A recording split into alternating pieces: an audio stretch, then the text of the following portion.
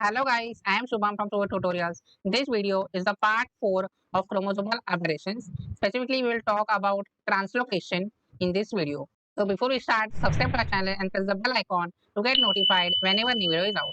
So let's get started with the video. So what is translocation? Translocation is the exchange, or we can say transfer. Exchange or transfer of parts of chromosome. Okay, parts of chromosome, or we can say segments of chromosome. So that is called as translocation. Okay, we will see with the help of pictures what is exactly. So see, these are the types of translocation. So here there are some terms we have to understand. First term,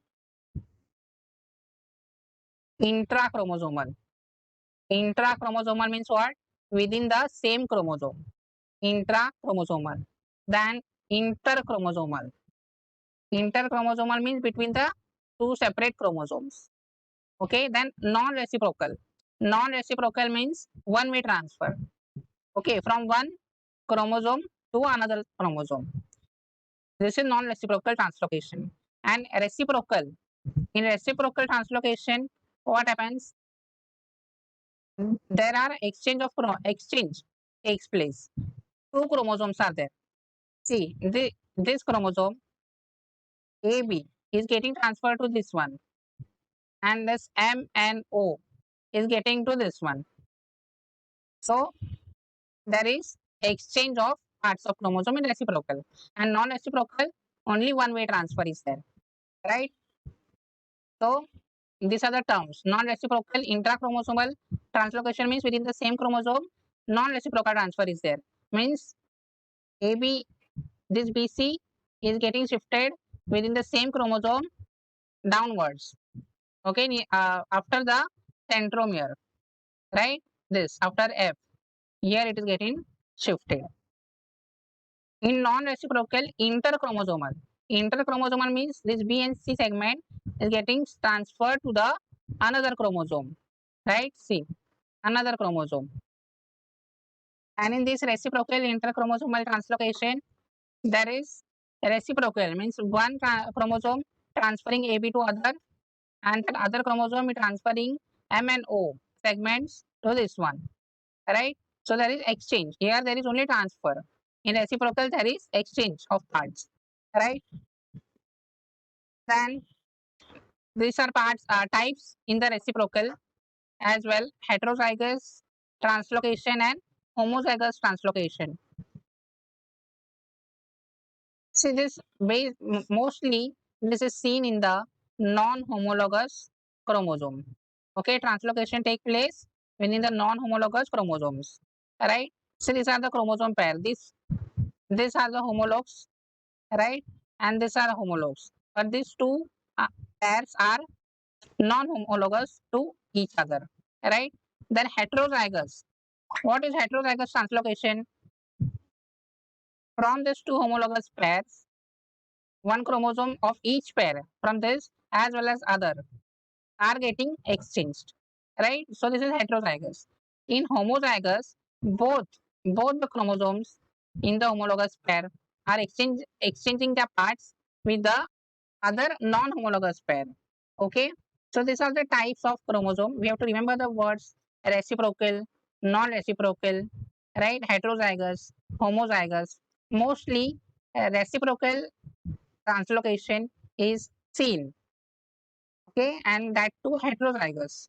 As we saw in the inversion that this when there is division of such chromosomes, it gives rise to duplications or deletions, right?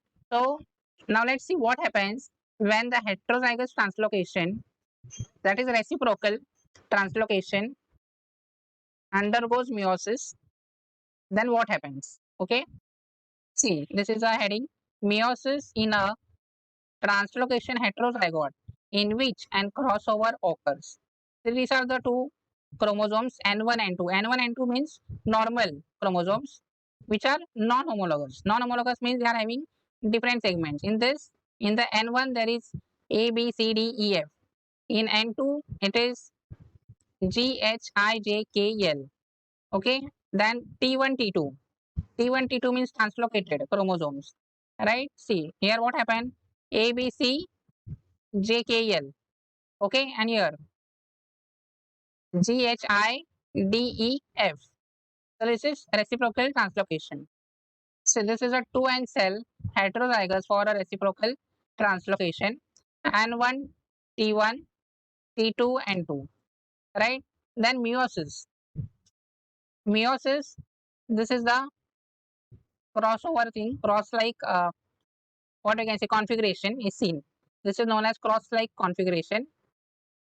So after this, what happens? See, three possible paths to anaphase one in meiosis. Now, how will division occur? So three types can be seen. In the first one, we know that there is separation of chromosome towards two poles. Right. In the first case, they have shown N1, N2 at the one pole, right? And the other T1, T2. Okay. This is known as alternate segregation. See, alternate segregation means what? Alternate conformations in the to the same pole, right? Occurs 50% of the time. Okay, 50% this occurs N1, N2 at the one pole, T1, T2 at the other. This is known as alternate segregation. Then these are the gametes. See, N1, N2, T1, T2, right? Okay, N1, N2, T1, T2. Each contains complete set of genes. So this is viable. How? We can see here. Here it is A, B, C, D, E, F, as well as C, H, I, J, K, L. Right? Then here A, B, C is there. Here it is D, E, F. And here other things are there. G, H, I, J, K, L. So all genes are present. Right? Now the second possibility. N1, T2 at one pole and N2, T1 to the other. This is known as adjacent one segregation. So here what happens? Adjacent non-homologous centromeres to the same pole. So this is occurring 50% of the time. So what happens? Alternate and adjacent one frequency of possibility is same, 50-50%. N1 and T2 and other T1 and N2 occurs frequently.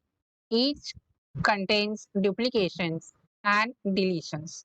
So when there is duplication and deletion, we have seen previously also, those gametes are inviable. Right? So how there is deletion and duplication? First, A, B, C, D, F. Right? It is there, A, B, C, D, E, F. So here also, D, E, F is there.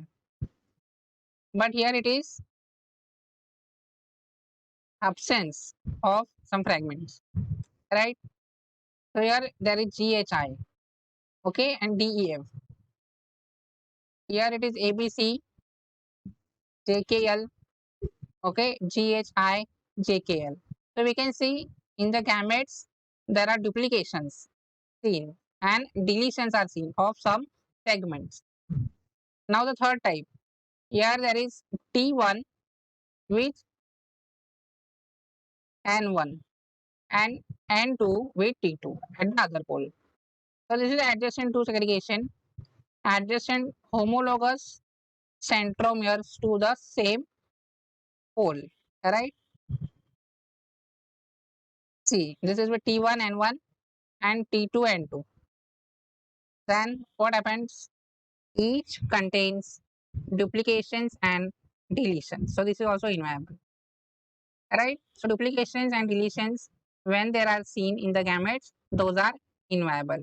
So only when this type is involved, first type, N1, N2 and T1, T2 all the genes are present, and those are with viable because all genes are present. Rest two types, the adjacent one and adjacent two are giving rise to duplications and deletions. Thus, those gametes are inviable. Okay. Also, there is one type of translocation known as a Robertsonian translocation. Robertsonian translocation.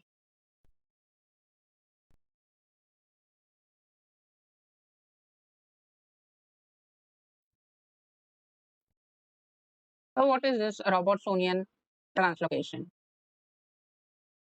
It takes place between acrocentric chromosomes. Acrocentric chromosomes. Okay, so what happens in this? We know that acrocentric chromosomes, I will draw here acrocentric chromosome. Okay, so this is the first chromosome, and the second one with a different color. Let's draw with a different color. Okay, so these are the two chromosomes. So here what happens? Centromeres get break. Okay, that is break near the centromere. It will be either here or here or here. In this as well. Here at the centromere or near the centromere. Right? Then what happens? The two long arm get fused. Okay, after this step, two long arms get fused and two short arms get fused. So one large chromosome is seen. I will draw here one large with this one and the other one. Okay, so this is the biggest chromosome. Two long arms are fused and two short arms will be fused now. These are the short arms.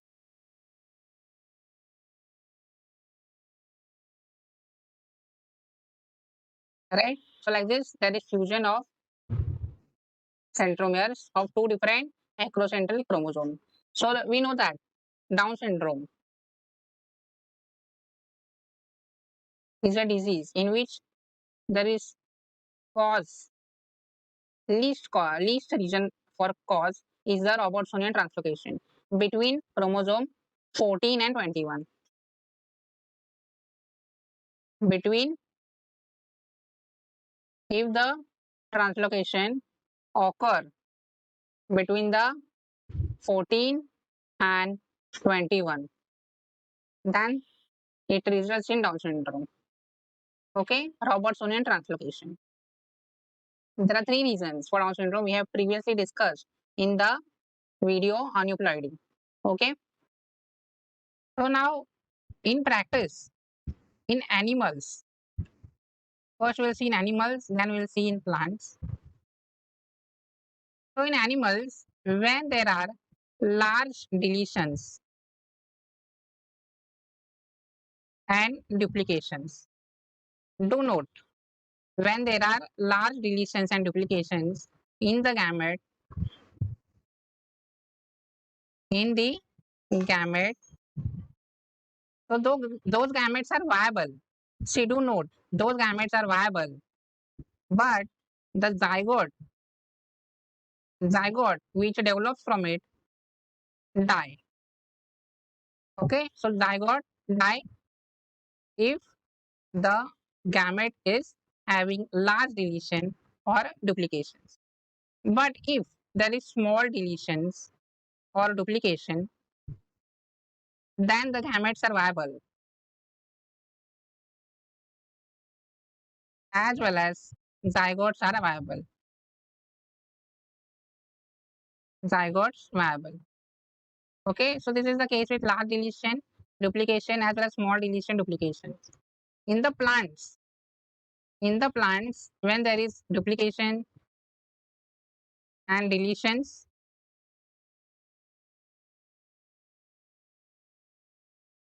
Then what happened? Gametes are non-functional. Gametes are non-functional. So this we have to remember. Okay, so that's it for this video. I hope this video was helpful. If you find this video helpful, do let us know in the comment section. Thank you guys for watching this video. If you like it, please share it. Don't forget to subscribe and press the bell icon to get notified whenever new video is out. Also follow us on all our social media pages, and you can join us on Telegram and stay connected for the latest updates. All links mentioned in the description section.